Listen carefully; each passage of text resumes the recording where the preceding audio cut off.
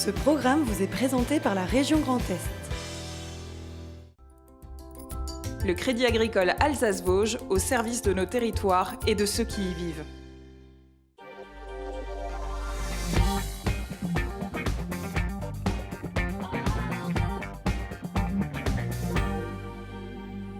Salut à toutes et à toutes, je suis ravi de vous retrouver pour une nouvelle heure d'information régionale, une heure de direct, comme chaque soir de la semaine sur Alsace 20 à 19h. On va parler des gestes de premier secours. Connaissez-vous les gestes à faire en cas pour des interventions? Les pompiers du Bas-Rhin lancent un grand plan dans la région pour former nos enfants, les élèves de 4e. On en parlera avec le commandant Jérôme Boulanger. On parlera sport, évidemment, comme chaque lundi. On parlera boxe française, notamment avec Sydney Ayut et une grosse soirée du côté d'Ostwald. On parlera football, on parlera basket avec la victoire de la SIG, la victoire retrouvée. On parlera également tennis, on parlera football, évidemment. Et puis, direction la gastronomie, évidemment, avec Nicolas Riffel. Du côté du Champ du Feu, nouvelle adresse à découvrir. Côté cuisine, évidemment, avec Nicolas Riffel. Ce sera tout à l'heure en fin d'émission. On commence, bien sûr, comme chaque soir, par les infos. Le JT est présenté par Anna Britz.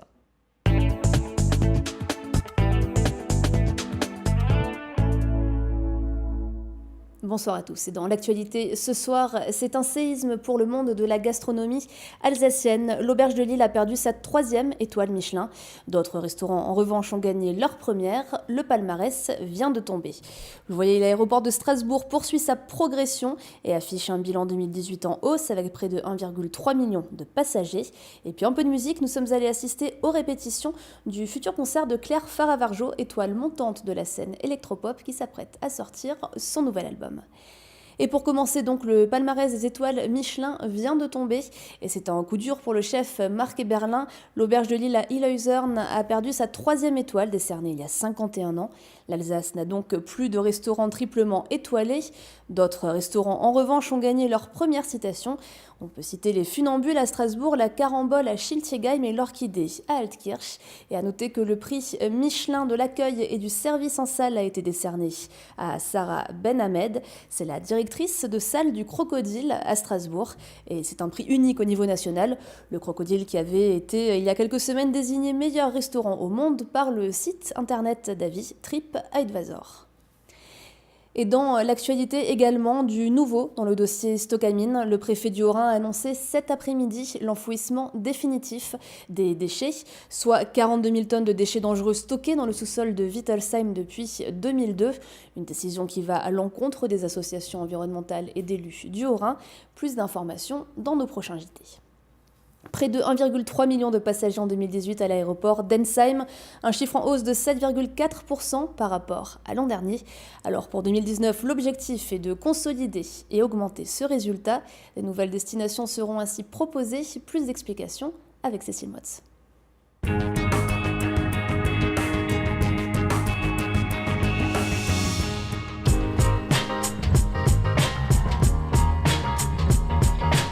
Après des années difficiles, l'aéroport de Strasbourg-Ensheim reprend des couleurs avec un trafic en hausse. En 2018, c'est notamment l'offre low cost qui a attiré les voyageurs sur des destinations loisirs.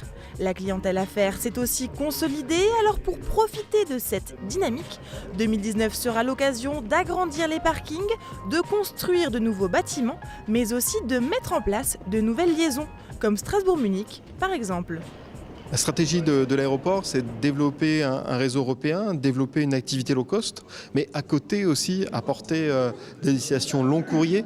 Alors ces destinations long courrier, le meilleur moyen de les avoir de manière attractive, qualitative, c'est d'aller desservir les grands hubs. Donc on a aujourd'hui un certain nombre de hubs très bien desservis, Amsterdam, Madrid, Casablanca. Et le nouveau, effectivement, ça va être Munich, qui va nous permettre d'aller desservir toutes les destinations Lufthansa au départ de Munich et qui va venir ainsi très bien compléter l'offre long courrier au départ de Strasbourg. En plus de Cagliari en Italie ou encore d'Athènes ou de Corfou en Grèce, il sera désormais possible de rallier Tel Aviv depuis Ensheim. Il y a des liens universitaires, il y a des liens scientifiques, il y a des liens d'affaires bien entendu et les liens touristiques. Alors, le tourisme, c'est plutôt Alsace vers Israël. Il faut que nous développions le tourisme Israël vers l'Alsace. La ligne sera opérationnelle en mai, de quoi donner des idées de vacances au soleil. Pas de fermeture de ligne donc pour Strasbourg cette année. En attirant plus de compagnies, l'aéroport semble reprendre son envol.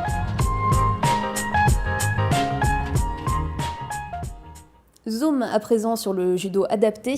Le championnat du Bas-Rhin de la discipline se tenait récemment à Vendenheim, l'occasion de découvrir ce sport et ses enjeux. Antonin Godot.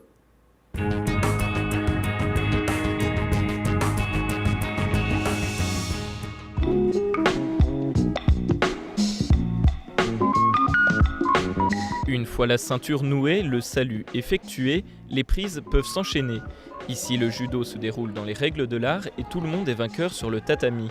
Ici, il n'y a pas de vainqueur, il n'y a pas de perdant, ils sont tous contents d'être là, de se retrouver, de pratiquer ensemble, mais on voit des belles choses et on voit du judo. Les règles sont adaptées en termes de durée du combat, en termes d'interdits, puisqu'il y a des choses qui sont interdites, comme les clés de bras ou ce genre de choses, c'est interdit. Mais c'est debout, par exemple, c'est les mêmes prises, c'est les mêmes mouvements qu'ils apprennent, quelqu'un de valide. Un apprentissage qui va au-delà de la préparation physique et qui facilite et aide les judokas dans leur relation à l'autre. C'est toujours un peu difficile au départ d'être en contact, surtout pour des personnes qui ont des fois aussi un peu des troubles relationnels, de comportement. Ça leur permet de rentrer en contact sur un mode ludique, pas agressif, et de comprendre aussi qu'on peut utiliser son corps pour entrer en relation et jouer avec son corps. Jouer tout en gardant l'esprit de compétition et le plaisir de se voir remettre une médaille comme Philippe Heyer qui a décroché l'or. Je fais premier aujourd'hui à Vendenheim et je suis content, j'ai des copains, je fais le combat avec les autres. Cela va faire 12 ans que la ville de Vendenheim accueille ce championnat.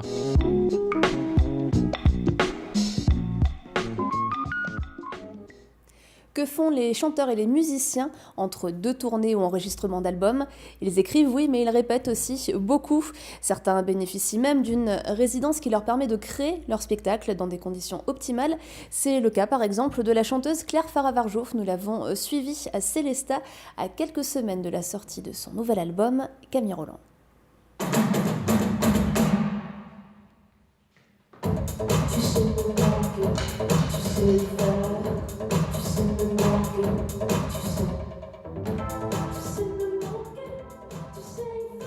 Un mouvement, un silence, un nouveau mot. C'est à Célestat que Claire Faravarjo peaufine la mise en scène de son nouveau spectacle. En résidence pour quelques jours, la jeune chanteuse strasbourgeoise et son frère Romain et leur équipe peuvent se consacrer entièrement à la création. Ça nous permet déjà d'être tous ensemble, d'être beaucoup plus proches les uns des autres. Et c'est tous les moments dans l'ombre en fait, que le public ne voit pas quand il vient voir un concert. C'est tous ces moments de préparation en fait, où on passe, voilà, on est là à 8h le matin, on sort à 19h. Et en fait, on est là, on réfléchit. Ah ben là, tu pourrais traverser la scène, te mettre un peu plus devant, dire tel et tel mot aussi. Travailler les discours avec le public, les interactions. Donc on n'est pas vraiment dans une configuration scénique où on est surélevé, etc., et où on a les lights, etc. Mais on est plutôt à la cool et c'est très agréable. Après une activité débordante l'année dernière, avec des premières parties de Julien Doré, Brigitte et le Printemps de Bourges, le futur est prometteur. Cette nouvelle année marque un tournant dans son univers électropop, avec la sortie d'un nouvel album intitulé Night Club en octobre 2019. Ça va être un grand tournant puisque l'album va vraiment montrer une nouvelle facette de moi. Une facette beaucoup plus libérée, beaucoup plus électronique, beaucoup plus dansante. On est sur des influences beaucoup plus disco, notamment au niveau des voix. Je me mets beaucoup plus à nu aussi dans les textes, je parle beaucoup plus de moi, des choses privées. Sur cet album concept, chaque morceau a sa thématique propre. Ses galères de soirée, racontées dans ses chansons comme Tequila, Noctambule ou encore Bombarde. Et pour se préparer à vivre sur scène cet album plus personnel, l'artiste fera d'autres résidences cette année pour se perfectionner toujours plus.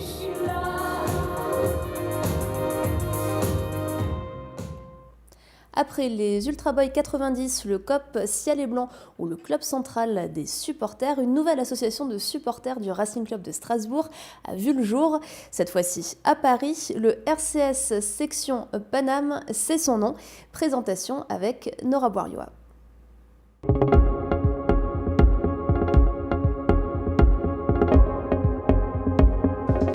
Jetzt geht's los, c'est la devise du Racing Club de Strasbourg. Elle résonne aussi bien dans les allées du stade de la Méno qu'à Paris. Dans ce bar alsacien, les Quatre Chouettes, une trentaine de supporters du Racing se sont réunis pour lancer officiellement une nouvelle association, RCS Section Paname. Permettre aux supporters du Racing vivant en Ile-de-France de se retrouver, de regarder le match ensemble dans un contexte chaleureux, de permettre aussi à ces personnes qui veulent aller au stade de partager un moyen de locomotion ou de faire du covoiturage. Donc on est quand même très souvent dans le stade. Et c'est pour faire aussi du lien social. Les personnes qui arrivent à Paris qui ne connaissent pas forcément grand monde peuvent se rencontrer peuvent rencontrer d'autres supporters. Ce nouveau club de supporters veut aussi être visible dans les stades avec leurs écharpes et drapeaux. Fans du Racing depuis tout petit, ils continuent tous de suivre le club, même à Paris. L'amour est là, c'est une passion, ça ne s'arrête pas. Quelle que soit la région où l'on vit, la passion demeure. On ne peut pas forcément faire tous les déplacements partout en France, mais dès qu'on est à 200, 300, 400 km de Paris, on y va. Et ça nous permet de garder un lien avec Strasbourg, avec l'Alsace. Fervente supportrice du Racing, Alizée vient aussi de rejoindre RCS Section Paname. Avant que je rejoigne la section, même quand je me retrouvais seule dans un bar, il y avait toujours des gens qui étaient intéressés parce que c'est Strasbourg, parce qu'on a des supporters vraiment particulier, avec une mentalité vraiment propre à Strasbourg. Et du coup, il y a toujours bonne ambiance. Et la naissance de cette association s'est déroulée sous une bonne étoile. Cette soirée de lancement s'est tenue le soir du match contre Monaco, où les Strasbourgeois l'ont emporté 5-1. Via l'association, les supporters espèrent se procurer plus facilement des places pour les matchs. En tout cas, ils seront une cinquantaine à venir encourager les joueurs ce mercredi au Parc des Princes. RGDS, partenaire des Alsaciens qui s'engagent. Et on termine ce JT avec l'image du jour et dessinée d'Oliviane. C'est le séisme du jour en Alsace. L'auberge de l'île à Illeuizern perd sa 3e étoile dans l'édition 2019 du célèbre guide Michelin dévoilé aujourd'hui à 17h. Cela faisait 51 ans que l'auberge était au firmament de la gastronomie française et même mondiale. Et Marc Eberlin se dit un peu effondré. Sur les réseaux sociaux, c'est toute l'Alsace qui réagit, en général pour se dire choqué et déçu et assurer le chef de son soutien. Merci beaucoup Anna pour ce JT, on vous retrouve demain évidemment pour une nouvelle page d'actualité régionale. On va passer la deuxième partie de cette émission, accueillir Marine Zis qui en parlera sport tout à l'heure, le commandant Jérôme Boulanger. On va parler de cette vaste campagne de formation des élèves de collège aux gestes de premier secours et on parlera boxe avec Sydney Ayout. On va parler boxe française plus précisément après la soirée de combat et de gala du côté d'Ostwald. Gros programme sport évidemment à suivre, on en parle juste après la météo. Des châteaux de la Loire au delta du Mékong, idées week-end ou voyages au long cours, vos vacances au fil de l'eau partout dans le monde avec Croisière Europe.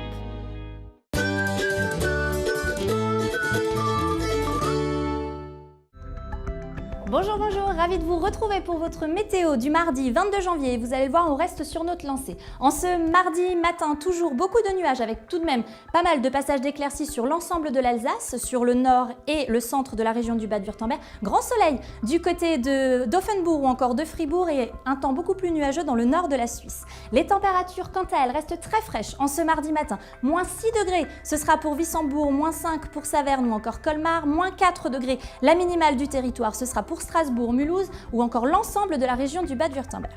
L'après-midi, le soleil est de retour sur la majeure partie du territoire. Grand soleil, notamment du côté de Bâle, du côté de Fribourg ou encore de Karlsruhe.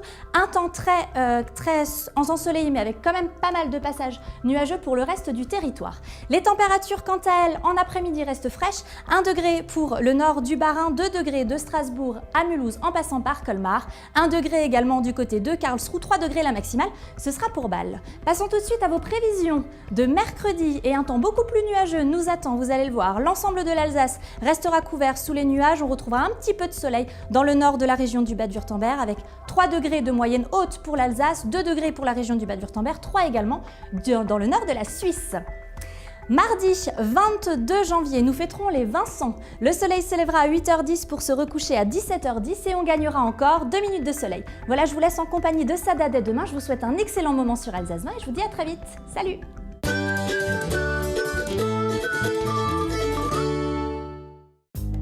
Vos vacances au fil de l'eau avec Croisière Europe. croisière fluviale et maritime au départ d'Alsace et jusqu'au bout du monde. Et retour en plateau et en direct dans ce 24 heures en Alsace, on va parler des gestes de premier secours. Peut-être les connaissez-vous, vos enfants en tout cas vont peut-être bientôt les apprendre. On va parler de cette grande opération qui a démarré dans les collèges du Bas-Rhin. Commandant Jérôme Boulanger, bonsoir. Bonsoir. Je prends mes petites notes, vous êtes le chef de service du développement du volontariat et de la culture de la sécurité civile au SDIS, le service départemental d'incendie et de secours du Bas-Rhin. Vous avez lancé cette opération avec vos hommes vendredi dernier dans un collège à côté de Strasbourg. Concrètement, quels élèves vous allez voir et qu'est-ce que vous leur apprenez ? Donc ce sont les élèves de 4e qui sont concernés par ce dispositif de sensibilisation.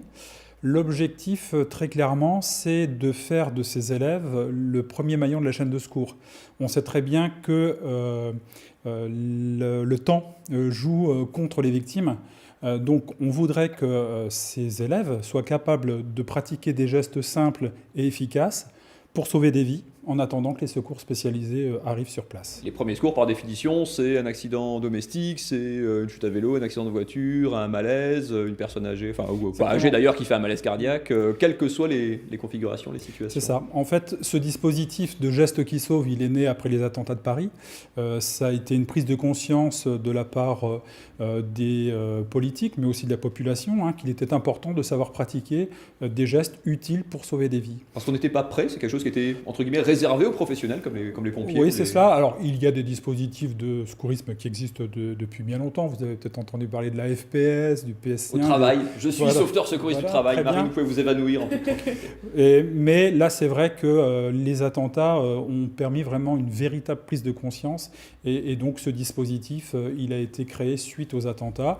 Le Bas-Rhin a souhaité être pilote en milieu scolaire auprès des élèves de 4e. Et donc, en 2018-2019, pour cette année scolaire, ce sont 7000 élèves de 4e qui seront sensibilisés sur des séances de 2 heures. Et à terme, horizon 2021, ce sont 12 000 élèves qui chaque année seront formés dans le Bas-Rhin, les élèves de 4e. Qu'est-ce qui vous dit justement, ces élèves-là, j'imagine qu'ils apprennent pour la plupart ces premiers gestes, c'est facile pour eux, comment est-ce qu'ils... Alors c'est facile parce que la méthode utilisée est une méthode qui est vraiment adaptée tout public. Ces gestes qui sauvent doivent être possibles pour un enfant d'une dizaine d'années déjà. Le matériel utilisé, c'est un matériel aussi qui est très simple d'utilisation. Là, vous avez un défibrillateur de formation, mais qui ressemble comme 2 gouttes d'eau à un véritable défibrillateur, très très simple d'utilisation. Et la méthode utilisée, c'est vraiment la pratique. Entre guillemets, on ne gave pas les élèves de savoir, on les met très vite en situation. C'est ce qu'on voit sur les images, où voilà, effectivement, on fait du massage cardiaque. Le défibrillateur, ça commence à s'imposer, c'est qu'on le voit maintenant dans tous les lieux publics, dans les commerces, dans les salles de sport ou autres. Il faut démythifier ça, il faut pas hésiter, il faut le prendre, c'est simple d'utilisation. Enfin, il faut que ça devienne quelque chose de banal, de normal. De banal, effectivement, et on voit que les jeunes élèves sont tout à fait à l'aise avec ce type d'appareil. Ils ne se posent pas 10 000 questions, ils vont à l'essentiel, et franchement, c'est une très bonne chose, parce que je le répète, ces gestes permettent de sauver des vies. Sidney Ayoud, quand on est sportif à un gros niveau comme ça, on est sensibilisé à ça. C'est des choses aussi dont on parle en sport, ou c'est pareil, c'est des choses qu'on découvre dans d'autres cadres? C'est vrai qu'en général, on le découvre dans d'autres cadres, mais après, c'est vrai que c'est important, quoi. C'est vrai que, enfin bon, après sensibiliser, c'est plus les entraîneurs et quand on passe le mentorat et on entraîne des jeunes, oui, mais après c'est vrai qu'en tant que boxeur, personnellement, c'est vrai qu'on n'est pas... Nous sommes souvent sollicités par des associations sportives, des clubs de sport justement pour qu'on vienne leur faire cette sensibilisation de 2 heures. Ça ne dure pas longtemps et on va vraiment à l'essentiel et ça permet de sauver des vies. Quand on prend tous les élèves de classe d'âge, puisque vous dites ce dispositif va monter en puissance, parce que quand vous allez dans un collège, c'est tous les élèves de 4e, c'est pas une classe ou autre. Exactement. Ça veut dire qu'à terme, sur plusieurs années, ça veut dire qu'on forme tous les élèves, tous les enfants seront passés par cette formation. Exactement. C'est vraiment important de faire une sensibilisation de masse. On espère aussi que les enfants, lorsqu'ils rentrent chez leurs parents, ils puissent en parler. On leur remet aussi un aide-mémoire, une pochette avec un QR code pour pouvoir accéder rapidement aux bonnes informations, aux bons gestes à pratiquer. On espère que ça fasse boule de neige et on espère aussi peut-être créer des vocations puisque les jeunes qui pratiquent ces gestes de secourisme seront peut-être intéressés pour devenir sapeurs-pompiers, pourquoi pas volontaires. On est toujours à la recherche de... Toujours besoin justement d'avoir des sapeurs-pompiers volontaires, on est toujours en manque d'effectifs. Oui, alors c'est vrai qu'on a connu, en l'espace de 20-30 ans, on a connu vraiment une baisse des effectifs parce qu'il y a eu un changement vraiment d'organisation chez les sapeurs-pompiers qui sont devenus départementaux. Avant, c'était les pompiers du village, les pompiers de la commune. Dans certains secteurs, on manque à l'heure actuelle de pompiers volontaires et donc on compte aussi sur ces gestes qui sauvent. Ça serait l'effet un peu indirect, si vous voulez. Le deuxième objectif secondaire, c'est aussi, pourquoi pas, d'engager des jeunes sapeurs-pompiers, dans un premier temps, entre 12 et 16 ans. Et puis quand ils ont 16 ans, pourquoi pas qu'ils deviennent pompiers volontaires. Pour terminer, pour ceux qui nous regardent, qui ont passé la 4e, mais qui font plus cette formation, moi ce qui m'avait surpris quand j'avais fait cette formation, c'est on vous dit prévenir, c'est déjà secourir. Déjà, le premier réflexe, c'est aussi, et ça tout le monde peut l'apprendre, c'est faire le numéro de secours, ne pas hésiter. Enfin, il y a pas de, c'est pas mal de faire le 18 ou de faire le 112. Le premier, ça commence là déjà, avertir, c'est secourir déjà. Oui, tout à fait. D'autant que les opérateurs qui réceptionnent les appels, 18 ou 15 ou 17, sont des professionnels qui savent questionner, poser les bonnes questions aux témoins ou aux victimes, de manière à les orienter, de manière à envoyer sur place les bons secours, les secours spécialisés, mais de manière aussi à leur indiquer peut-être les gestes à faire de manière à sauver une vie. Il n'est pas rare de voir un opérateur du 18 expliquer par téléphone comment faire un massage cardiaque auprès d'une victime qui est inconsciente et ne respire plus. Donc effectivement, l'alerte est vraiment déterminante pour sauver des vies. Juste pour terminer, il y a des pays, des régions où il y a des dispositifs similaires de formation des jeunes au collège, enfin, à notre niveau qui existent. On commence à avoir des retours d'expérience un petit peu d'autres endroits ou pas du tout ? Alors, en tout cas en France, le ZIS du Bas-Rhin a été l'un des départements pilotes, mais nos homologues orinois ont des dispositifs équivalents depuis pas mal d'années déjà. À l'étranger, on sait que de l'autre côté du Rhin, il y a aussi des jeunes qui sont formés pour devenir sapeurs-pompiers ou des gestes de secourisme, mais en France, c'est quelque chose qui est encore relativement nouveau, et surtout auprès des jeunes publics. Eh ben, au boulot. Bon, on vend dans les collèges, il y a quoi, une 55 collèges pour être précis. Pour cette année, voilà. 2019, et à terme, maintenant. Voilà, à terme une centaine de collèges, tous les collèges. Et tous les ans, évidemment, pour renouveler au fur et à mesure des classes d'âge. Merci beaucoup, commandant Jérôme Boulanger. Merci. Bonne mission, ça va vous occuper, je pense, un petit peu. On va parler sport et donc boxe avec Sydney Ayout dans un instant, et puis un gros programme sportif qui vous attend avec Marine 10. C'est juste après cette page de pub. À tout de suite.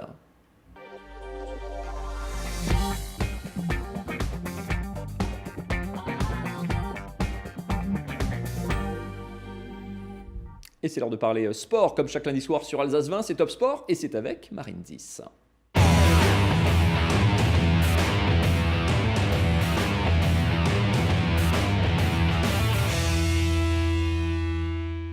Et au programme ce soir, que des victoires. Alors, je vous en dis plus quand même un petit peu sur le programme. En tout cas, si vous voulez que votre équipe gagne, invitez-nous. Hein. On a fait un 100% ce week-end, sauf Marine, mais c'est pas grave. Ouais, shit, fallait pas le dire. On parlera quand même ce soir basket, avec du basket masculin avec la SIG, et du basket féminin, la SIG toujours. Du foot aussi en Ligue 1 et en National 2. Et puis on parlera bien sûr boxe ce soir avec notre invité. Bonsoir Sydney Ayout. Bonsoir. Vous êtes un boxeur qui vient tout droit d'Oswald. Vous avez participé ce week-end à un gala, on en reviendra tout à l'heure. Puis on commence d'abord par la belle victoire du Racing ce week-end, Mathieu. Ouais, le Racing qui n'en finit plus d'étonner et de ravir ses supporters parisiens, comme vous l'avez peut-être vu dans le JT tout à l'heure aussi. Le Racing qui était en déplacement du côté de Monaco samedi soir et qui s'est offert un festival au stade Louis II. Regardez pour le plaisir les 5 buts tous plus beaux les uns que les autres. Le centre de Lala, le coup de boule de Thomasson. Boum, lucarne, ça fait 1-0 après une douzaine de minutes de jeu. Le Racing à 11 contre 10. La tête de Thomasson de l'entrée de la surface, 2-0 après 17 minutes de jeu.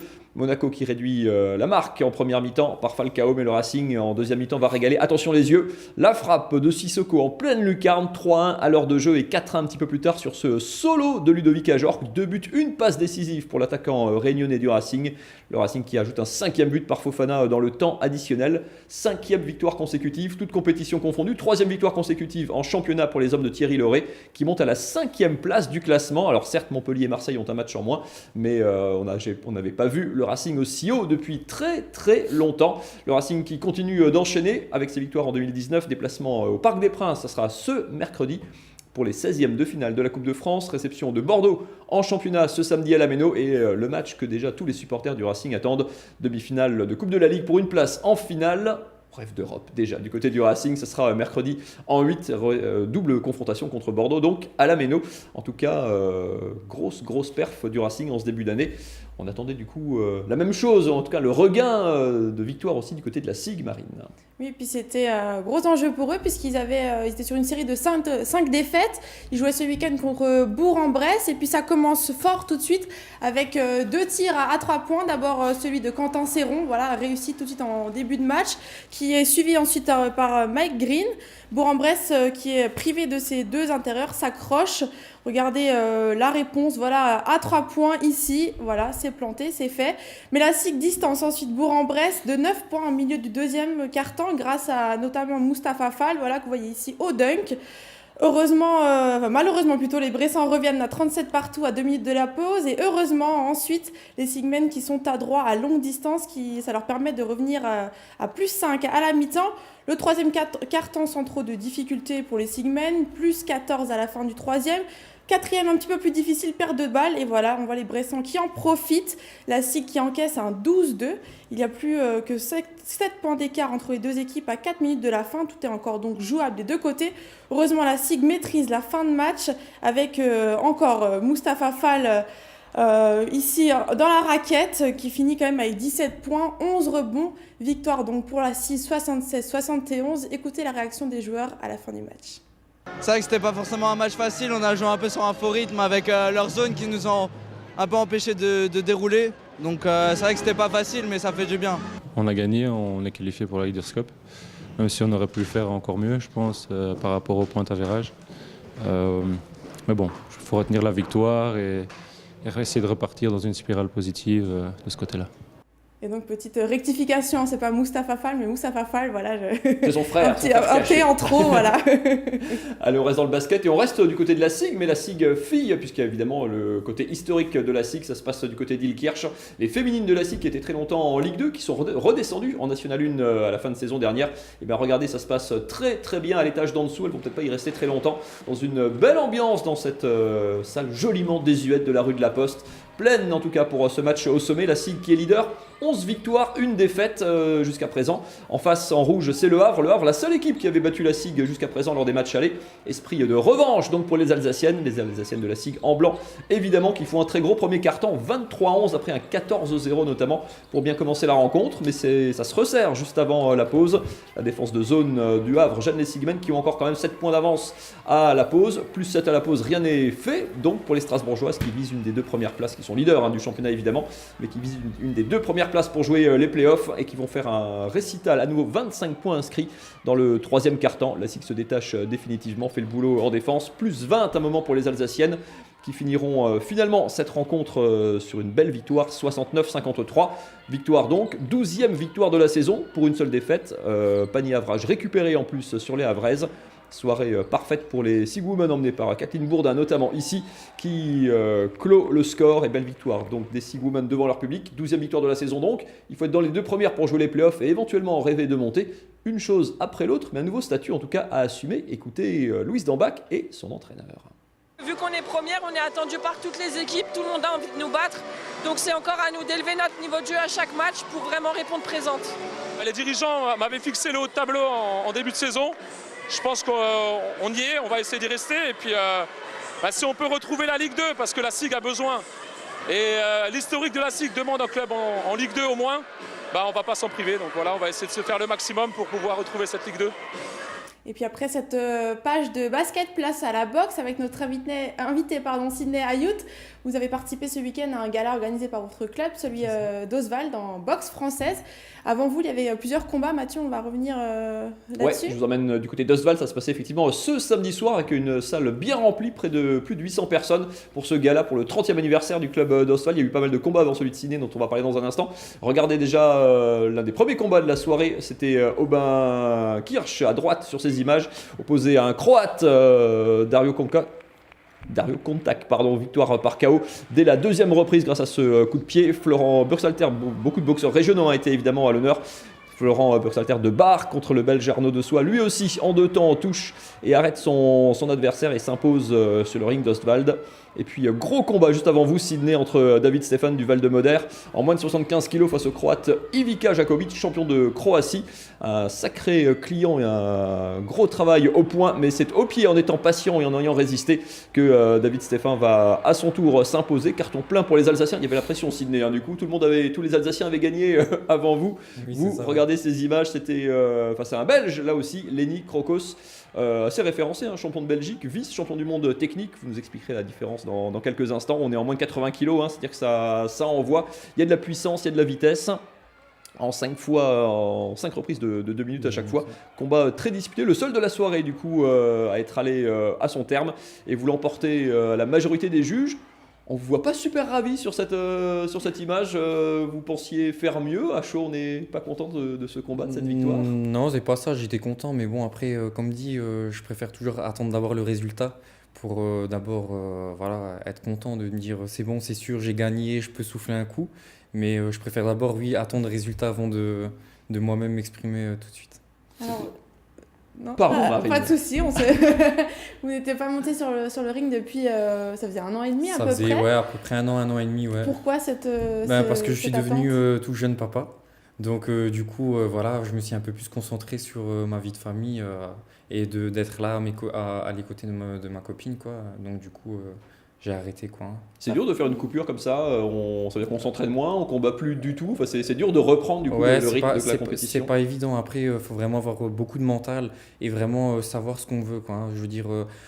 Quand au bout d'1 an et demi, on monte plus sur un ring où il y a la pression à gérer, le stress, la famille, les amis, en plus de boxe à domicile, c'est pas évident. Ça manque quand même l'adrénaline du ring, parce qu'on imagine sur des combats comme ça, quand même, c'est extrêmement intense. Il y a quelque chose qui manque quand même quand on monte pas sur le ring. Quand même, après, moi j'ai toujours fait des compétitions. Ça fait depuis l'âge de 7 ans que je pratique la boxe française à Oswald. Et donc, du coup, après, c'est vrai que je voulais pas rester sur cette fin-là, me dire, je veux plus faire de boxe ou il fallait encore un petit peu d'adrénaline et ce soir-là j'en ai eu, donc ça tombait bien. Prochain objectif, c'est les éliminatoires pour le championnat de France élite. C'est ça.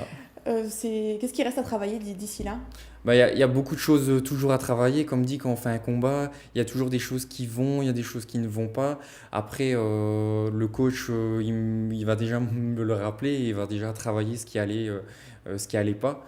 Et donc du coup, on va se préparer d'ici 1 mois pour les poules au championnat de France Elita et puis on va y aller, quoi. Vous êtes dans une catégorie en plus en moins de 80 kg où il y a une grosse densité. C'est une catégorie en plus où il y a un sacré équilibre entre la vitesse et la boxe française où c'est de la pied-point, on rappelle.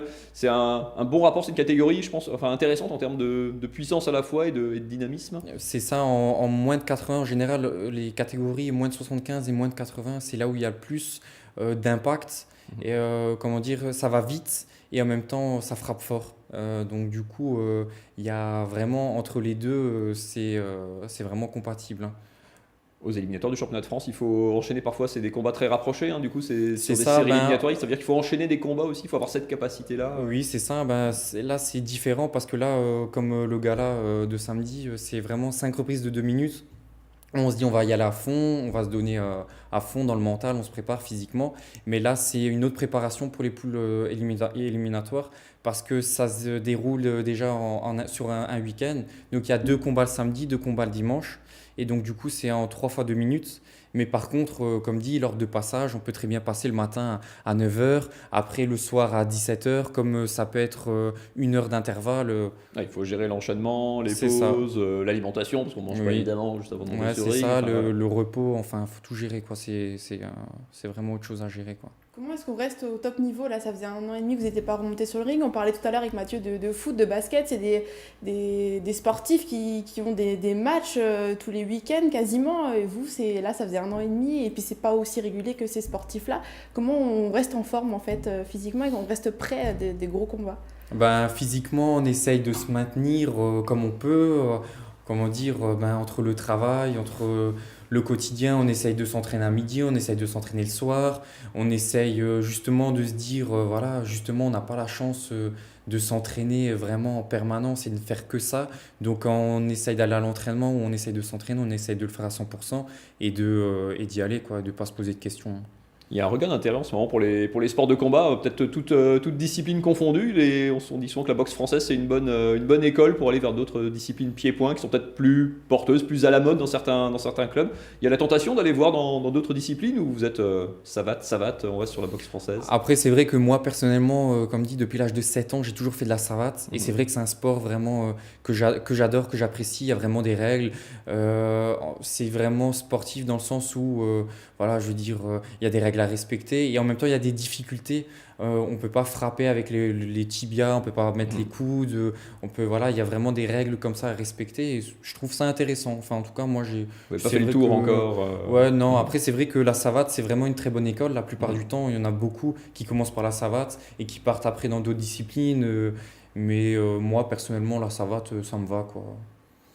On reste là-dessus pour l'instant. Ouais, pour l'instant, on en reste là. Ouais, c'est ça, ouais. Vous restez bien sûr avec nous, Sydney Ayut. On va continuer de parler sport et de l'actualité régionale de ce week-end. On parle football, Marine. On s'est penché sur le cas du FRH, le FR Agno. On était allé voir en Coupe de France. Mais en championnat, ça se passe plutôt pas mal non plus. Oui, joué ce week-end contre Épinal, les deux équipes qui font partie de la deuxième partie de tableau de National 2. Dès l'entame, les occasions se multiplient des deux côtés. Le premier quart d'heure est plutôt à l'avantage d'Épinal. Regardez ces images.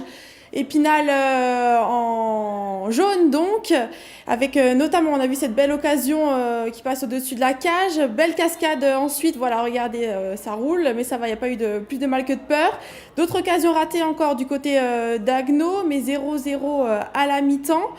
Ça se dispute plus, voilà, avec ce tir qui est repris derrière par Ruiz, qui marque premier but donc pour Agno, premier but aussi de la saison pour Ruiz.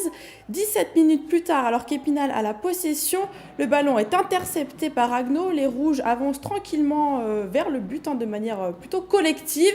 Et puis cette frappe, voilà, de Gaëtan Weisbeck qui fait donc 2-0 pour Agno à la 69e. Et puis ensuite, ça continue, le festival. Ruiz, qui est le premier buteur de la soirée, qui centre et qui est contré puis repris par Guizy, le capitaine de l'équipe. 3-0 donc pour Agno. 4e victoire consécutive à domicile en championnat. Écoutez la réaction des joueurs et du coach à la fin de la rencontre. Avec la manière, ouais, c'est important. Bon, voilà, ça prouve qu'on a grandi par rapport au premier match qu'on faisait. Voilà, ça montre que dans ce championnat, voilà, on peut exister. Ce qui fait plaisir au staff, c'est surtout qu'on retrouve des choses vues à l'entraînement depuis le début de l'année. On garde la même ligne de conduite et les joueurs se rendent compte au fur et à mesure que ça paye progressivement. Et j'espère qu'on arrivera à continuer comme ça. J'ai presque des regrets d'avoir un trou le week-end prochain. Un trou donc, parce que dans 2 semaines, il joue un gros derby contre Chilik. Chilik qui est actuellement 5e du championnat et Agno 10e, donc un gros derby dans 2 semaines, Mathieu. Ouais, Chili qui s'est incliné par contre ce week-end et qui voit ses espoirs et ses rêves de monter s'éloigner un petit peu. Agno qui est promu, il faut le rappeler, en National 2 cette saison. On va parler tennis avec des nouvelles. Je vous emmène en Australie, Marine. La chance. Ouais, soleil. Du côté de Melbourne, avec sur les traces de Pierre Hugerbert. Regardez ces images. Il était en lice à l'Open d'Australie. Alors, été au passé parce qu'il s'est fait éliminer ce week-end par Milos Raonic, le Canadien.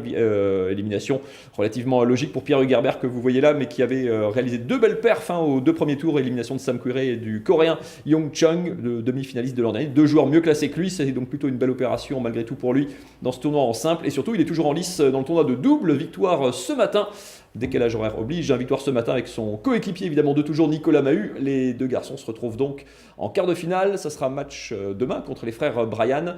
L'Open d'Australie, c'est le seul tournoi du Grand Chelem que Pierre Hugerbert et Nicolas Mahut n'ont pas encore remporté. Allez, ça sera leur challenge de cette année, mais ça sera compliqué évidemment contre les frères Bryan. 16 ou 19 titres je crois du Grand Chelem. Grosse bagarre en perspective. On se quitte avec le meilleur de tout ce que Marie nous a glané ce week-end, c'est la crème des réseaux. Et on commence avec du tennis et la paire alsacienne Albano Olivetti et Danadette qui ont gagné leur premier tournoi ensemble de l'année. Alors c'est pas le premier tournoi qu'ils gagnent ensemble, c'est le 8e déjà.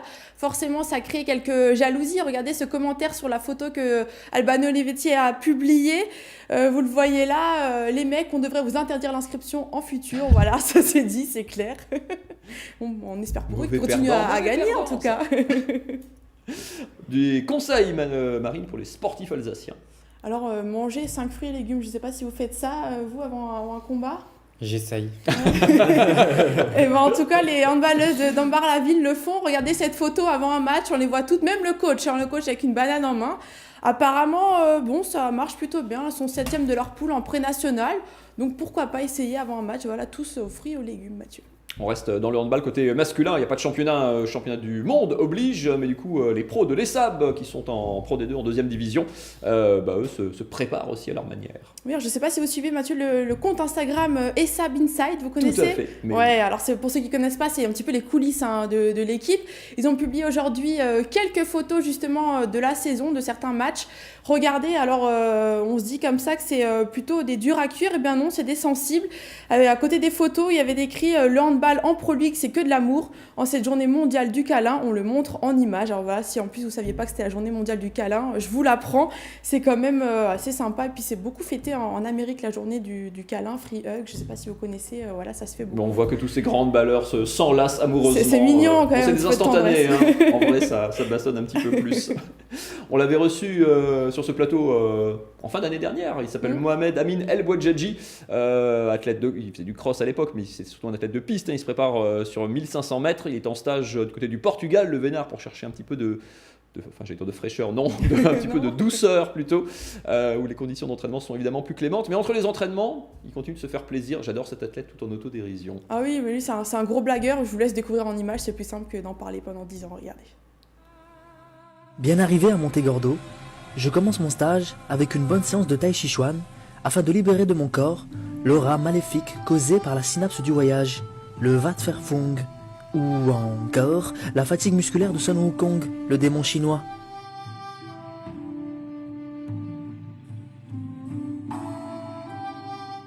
Pour que cette mauvaise énergie soit absorbée par les éléments tels que le sable ou l'eau, j'utilise la technique ancestrale du dragon de Komodo, ou encore le lama alcoolique, afin d'être en contraception avec le sol. Enfin, je finis par un footing, pour libérer la légèreté, ainsi que le chi qui est en moi. La course à pied, plus qu'une passion, une passion.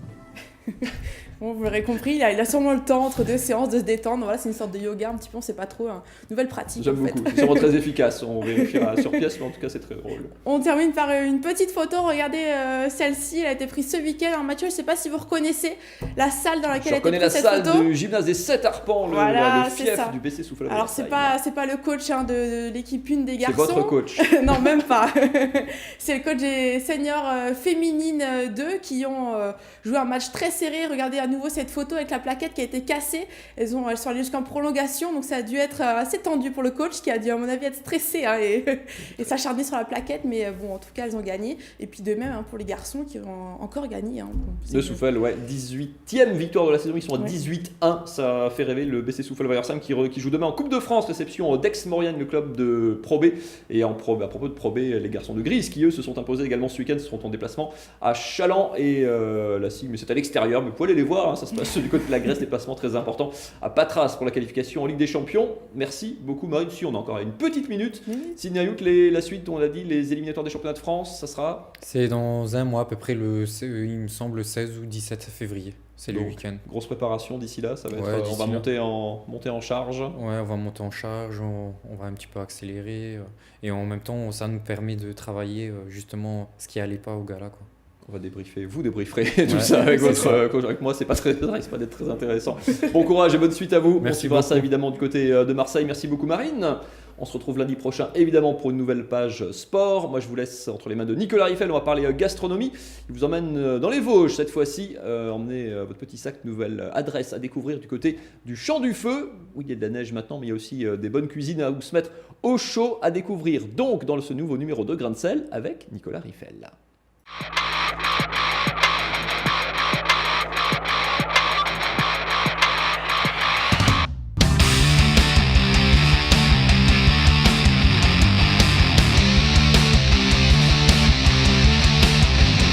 Je te laisse aller prendre ta chambre. Ok.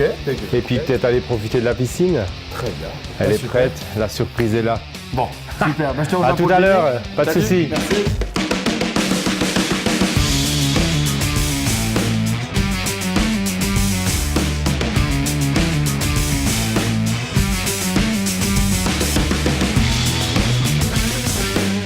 C'est par là. Alors, qu'est-ce que tu nous as prévu pour le montrer?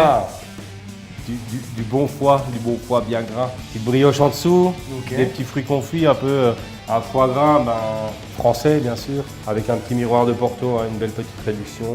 Et ici c'est quoi? Une petite crème de pistache. Voilà, c'est un petit peu le décor d'assiette. Une petite compotée de coin du village en dessous, de Bellefosse.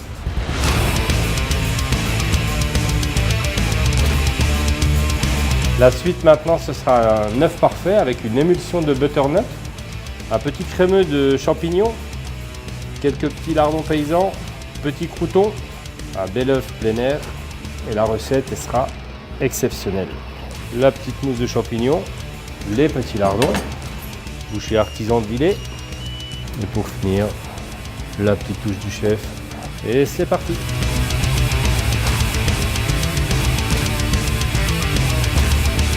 Voilà un petit bar avec des légumes oubliés, petite huile de sèche.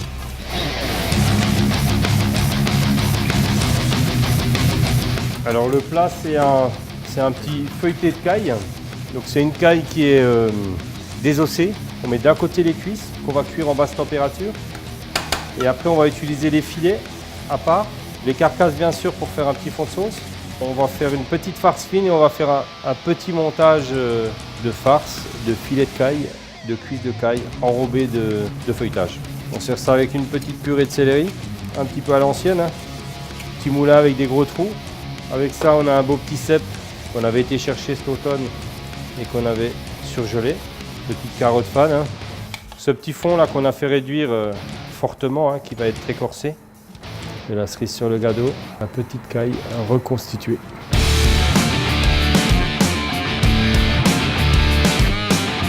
Voilà. Donc le dessert, ça va être un petit macaron moelleux avec une glace myrtille. Donc la myrtille, nous sommes en plein pays de la myrtille. On va vous proposer avec une glace de la ferme de Stege. Le petit coulis avec les petites myrtilles qui ont été cueillies cet été. Le macaron moelleux, une belle quenelle de glace donc de la ferme. Terminé avec un macaron moelleux, petite touche de sucre glace. Le montage est terminé.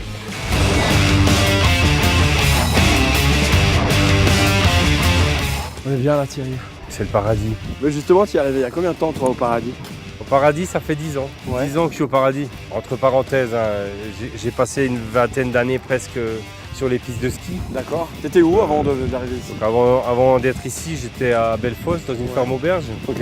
Et puis à côté de ça, comme l'activité de ferme auberge en hiver, elle est légère, je travaillais sur les téléskis. Et je venais ouvrir les téléskis ici et je me disais qu'un jour la porte de l'auberge va s'ouvrir et je suis là quoi. Et l'auberge, ça fait combien de temps qu'elle existe ici? Alors l'auberge au Champ du Feu existe depuis 1904 ou 1905, c'était la famille Hasman. Mais... Et en 2008, quand vous arrivez au niveau de l'auberge, c'était comment? T'annonçais quoi comme style de repas, de plat? On était resté un peu sur l'esprit ski montagne, le spaghetti bolognaise, la bouchée à la reine. Et puis après on a amené le civet, je travaillais avec Eric Duhovald. Voilà, j'aime bien travailler avec les producteurs locaux. Parce que quand le samedi soir vous n'avez plus rien, et le dimanche matin on a de nouveau parce que ça c'est magique quoi. Et toi, autre nouveau pari, c'est aussi le restaurant. On est dans autre chose. On a passé, je dirais pas une marche, mais 3 marches d'un coup parce qu'on veut aujourd'hui se démarquer d'un peu de ce qu'il y a autour de nous. On va faire ce qu'il faut pour y arriver. Quoi. En tout cas, vous y êtes, puisque on a passé un super moment. Alors quand je dis on, c'est parce qu'il y a Maxime aussi qui m'accompagne. Et on a passé un super moment hier soir, gastronomique, on a passé une très bonne nuit. Enfin vraiment, se réveiller le matin, faire un petit peu de raquette, discuter comme ça, on perd un peu les calories d'hier soir. Il fallait un peu, je crois. Et surtout, ne soyez pas sages!